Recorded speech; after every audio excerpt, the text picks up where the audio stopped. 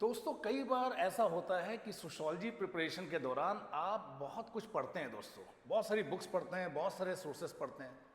But उसके बाद भी कई बार ऐसा होता है कि आप अच्छे मार्क्स सिक्योर नहीं कर पाते हैं दोस्तों। तो ऐसा क्यों होता है कि after reading so many books, after reading so many resources, we are not able to secure good marks. Reason ये है दोस्तों कि आप आंसर्स की एनालिसिस नहीं करते।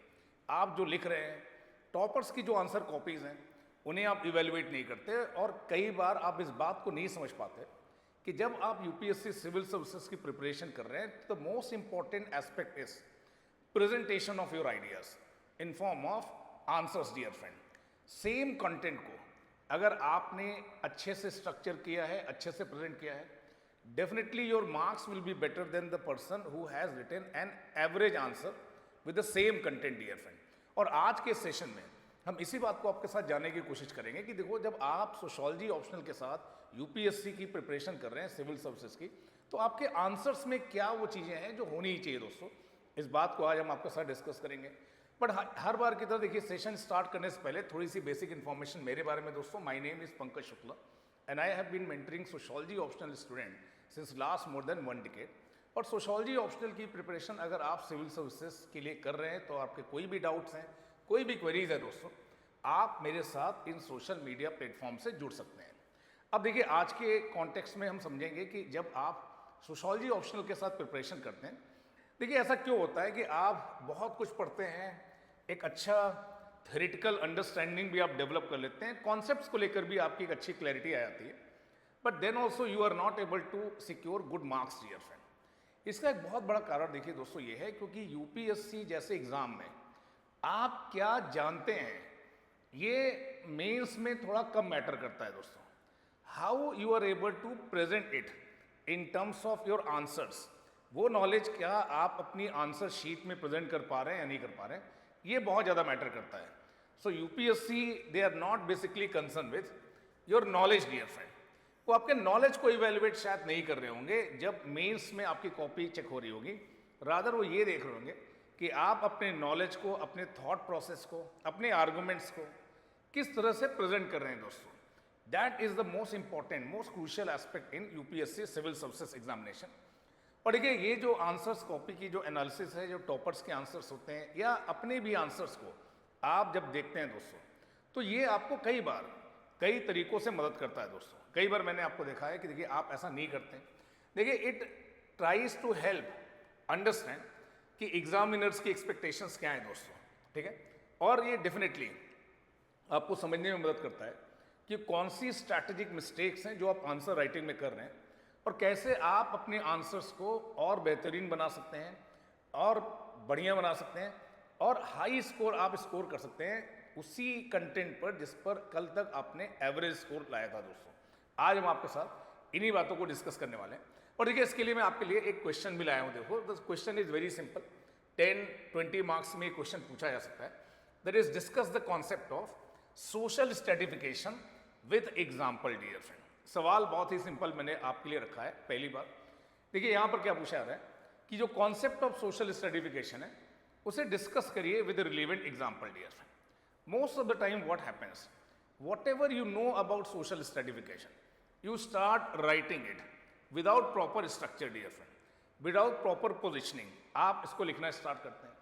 जब भी कोई क्वेश्चन आपसे पूछा जाए सोशोलॉजी ऑप्शनल में, first you should understand the demand of the question. Dear friend, question की डिमांड क्या है, that you need to understand. Dear friend, और यहां पर जब आप देखेंगे तो देखिए, सोशल स्ट्रेटिफिकेशन के कॉन्सेप्ट्स को यहां पर पूछा गया दोस्तों with suitable example. Dear friend, तो आपको कॉन्सेप्ट को एक्सप्लेन करना है with theoretical perspective. Dear friend, कौन से थ्योरेटिकल पर्सपेक्टिव यूज कर सकते हैं ये हम आपके साथ डिस्कस करेंगे।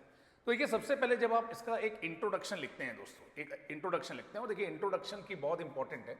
इंट्रोडक्शन ये बताता है कि देखिए आपका सोशोलॉजिकल नॉलेज है या नहीं है। तो कई बार इंट्रोडक्शन के थ्रू आप उस कॉन्सेप्ट को डिफाइन करते हैं, आप उस कॉन्सेप्ट को एक्सप्लेन करते हैं। लाइक सोशल स्ट्रेटिफिकेशन, अगर ये एक सोशोलॉजिकल कॉन्सेप्ट है दोस्तों, तो social stratification as a sociological concept, it simply refers to hierarchical arrangement of individual और groups in society on the basis of differential access to social rewards like wealth, power and Prestige.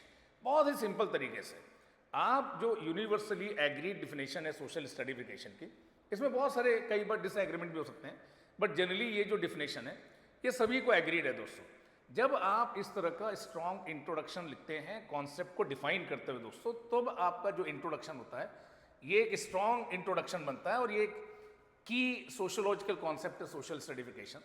तो जब भी आप introduction लिखें, you should explain that concept with utmost clarity dear friend, और इसके बाद आप इस कॉन्सेप्ट को फर्दर इलेबोरेट कर सकते हैं। आप इंक्लूड कर सकते हैं वेरियस थिंकर्स को, थ्योरेटिकल पर्सपेक्टिव्स दे सकते हैं दोस्तों, थिंकर्स के रेफरेंस दे सकते हैं, एग्जाम्पल्स दे सकते हैं, और लास्ट में देखिए आप इसको एक अच्छे आर्गुमेंट के साथ कंक्लूड कर सकते हैं। यहां पर हम इस बात आपके साथ समझने की कोशिश करेंगे दोस्तों। तो जब आप स्ट्रेटिफिकेशन की बात कर रहे हैं तो उसमें आप मार्क्स को कोट कर सकते हैं दोस्तों, वेबर के मेजर कंट्रीब्यूशन आपके सिलेबस में मेंशन है, इन्हें कोट कर सकते हैं, किंग्सले डेविस और विल्बर्ट बूर की बात होती है, इनके बारे में आप बात कर सकते हैं। और जो एग्जाम्पल आप दीजिए, कोशिश करिए, देखिए मैंने आपके साथ पहले भी डिस्कस किया है कि एज फार एज पॉसिबल जब वो बोलते हैं कि with suitable example try to give example from the Indian context. Bharat में किस तरह की इकोनॉमिक इनइक्वालिटी है, क्या ऐसे स्ट्रेटिफिकेशन सिस्टम में मोबिलिटी के चांसेस थे या नहीं थे दोस्तों।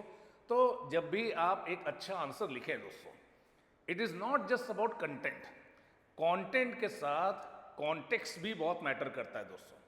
आपका जो कंटेंट है क्या ये प्रॉपरली स्ट्रक्चर्ड है दोस्तों, क्या इसमें एक अच्छा इंट्रोडक्शन है, क्या आपकी जो मेन बॉडी है वो उस इंट्रोडक्शन को फर्दर डिस्क्राइब कर रहा है दोस्तों, क्या जो कीवर्ड्स हैं how ever whatsoever in keywords को आपने प्रॉपरली एड्रेस किया है, इंटरकनेक्ट किया है दोस्तों, और आपके आंसर में दोस्तों एक लॉजिकल फ्लो है या नहीं है, that is very important dear friend. जब आप अपना मेन बॉडी कंप्लीट कर चुके हैं, now you should need to provide a conclusion, आपको एक कंक्लूजन देना है दोस्तों। पर जनरली देखिए जो कंक्लूजन होना चाहिए वो समरी होना चाहिए। आपने जो मेन बॉडी में जो भी आर्गुमेंट्स दिए हैं, it must be summary of what that thing. आप समराइज कर सकते हैं कि भाई social stratification is one important sociological concept that is still relevant in societies that determines your opportunity structure and your life chances in the society. That is the decent conclusion of this concept of social stratification along with example dear friend। क्योंकि देखिए एक अच्छा जो conclusion है ये आपकी analytical thinking को क्या करता है, रिफ्लेक्ट करता है। सो जब भी आप आंसर लिखें, कई बार ऐसा होता है कि बिना कंक्लूड किए हुए आप अपने आंसर्स को एंड कर देते हैं, अब्रप्ट एंड कर देते हैं, आप एग्जामिनर पर छोड़ देते हैं कि भैया आप देख लीजिए। That is a mistake dear friend. आपने चीज़ों को समझा हुआ है, आपने कॉन्सेप्ट को डिफाइन किया हुआ है, आपने मेन बॉडी में थिंकर्स के साथ उसे सब्सटेंशिएट भी किया हुआ है, इंडियन सोसाइटी या जो रिलेवेंट एग्जाम्पल्स भी आपने दिए हैं, बट आप उसे कंक्लूड नहीं कर रहे हैं। ये इनकम्प्लीट आंसर हुआ। क्या हुआ? इनकम्प्लीट आंसर हुआ dear friend. So most important thing that I wanted to discuss with you people, that whenever you are writing answer, you should explain that concept very clearly dear friend. As far as possible you should try to use thinkers dear friend. Examples आपको लाने हैं कहाँ से?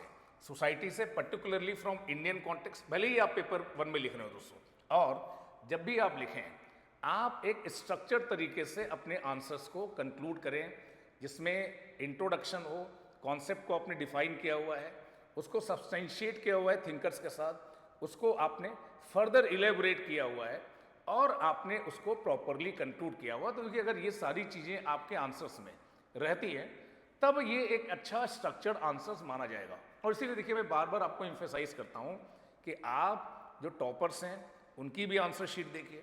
Don't try to imitate someone, but definitely try to gain something dear friend, try to learn something that what was actually. देखिए ऐसा नहीं कि वो कुछ अलग कर रहे हैं, बट वो चीज़ें वही हैं, वही कंटेंट है, वही रिसोर्सेज हैं, वही बुक्स हैं, बट उनका जो प्रेजेंटेशन ऑफ आइडिया है that definitely can make you learn something dear friend. और अगर आप में से वो लोग जो भी फ्रेशर हैं, बिगिनर हैं और सोशोलॉजी ऑप्शनल के साथ 2027 या 2028 के एग्जाम को प्रिपेयर करना चाहते हैं, we at analytics IAS dear friend, we are going to launch a new foundation batch of sociology from 15th of March। So 15th of March से दोस्तों हम इस बैच को स्टार्ट कर रहे हैं, जहाँ पर 4.5 मंथ के ड्यूरेशन का कोर्स है, जिसमें आपका सारा सिलेबस कंप्लीट होगा, आंसर राइटिंग सेशंस होंगे, test series along with evaluation and discussion होगा दोस्तों, 1-to-1 मेंटरशिप होगा और आपको स्टडी मटेरियल भी हार्ड कॉपी में दिया जाएगा। अगर आप इस कोर्स में इंटरेस्टेड हैं तो नीचे दिए हुए नंबर पर आप कॉल कर सकते हैं और जो भी आपकी क्वेरीज हैं उन्हें आप रिजॉल्व कर सकते हैं दोस्तों। Thank you for joining me and for staying with me dear friends.